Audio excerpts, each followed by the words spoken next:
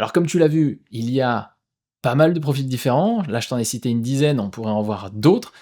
Normalement, si tout va bien, tu t'es au moins reconnu dans un de ces profils-là, et ça va être super important. Maintenant que tu sais ça, ça va pouvoir te donner des guidelines. Alors là, on va pas aller beaucoup plus loin sur comment on les utilise, mais déjà, ce qui est important, c'est qu'une fois que tu sais dans quelle catégorie de profil tu te trouves, eh bien, tu l'utilises à fond. Autre conseil en tout cas, c'est que tu devrais analyser ton marché et surtout tes concurrents principaux pour savoir dans quel justement profil de marque ils se sont positionnés et ne pas autant que possible en tout cas te positionner vraiment dans le même profil de marque si tu es sur le même marché, si vous êtes des concurrents directs parce que, eh bien comme tu l'as compris, le fait de prendre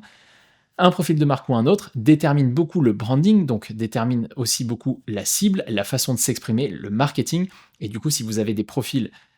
qui sont les mêmes, eh bien vous aurez certainement les mêmes stratégies, les mêmes messages et surtout aussi précisément la même cible et la même façon de vous adresser à la cible